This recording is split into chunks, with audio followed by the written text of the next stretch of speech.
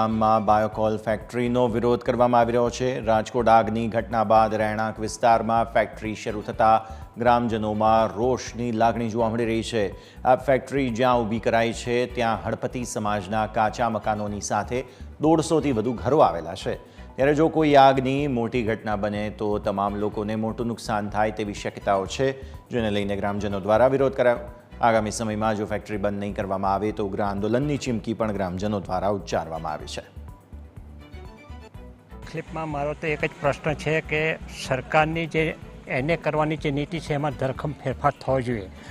એને કયા હિસાબે કરે? આ તો ફર્ટાઇલ લેન્ડ છે, ફળદ્રુપ જમીન છે, અંબિકાનો ફળદ્રુપ કિનારો છે, ખેતીવાડીની જમીન છે, પશુપાલનનો વ્યવસાય છે ને આ રીતે જો બધા ગામડાઓ સાફ થશે તો ભવિષ્યમાં અનાજ, ખેતી, પશુ એ લાવીશું ક્યાંથી?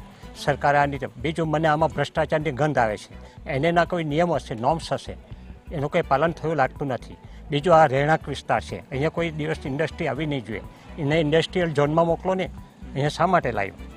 મારું માનવું એટલું જ છે કે આ ફેક્ટરી અહીંયાથી હટી જવી જોઈએ, કારણ કે એક ફેક્ટરી આવશે એટલે બીજી 10ને લેતી આવશે અને આ ગામડું સાફ થઈ જશે ને મારે ગામડા બચાવવા છે।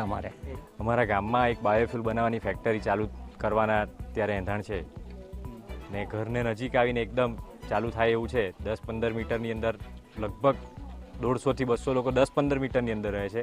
200 મીટરની અંદર આદિવાસી આશ્રમ શાળા છે, બાળકો અહીંયા રહીને અભ્યાસ કરે છે ને એકદમ આંગણવાડીની સામે જ છે, પીએચસીની સામે જ છે, કોઈ પરમિશન નથી। હવે ઘણી જગ્યાએ વારંવાર રજૂઆત કરી, કોઈ અમને જવાબ મળ્યા નથી।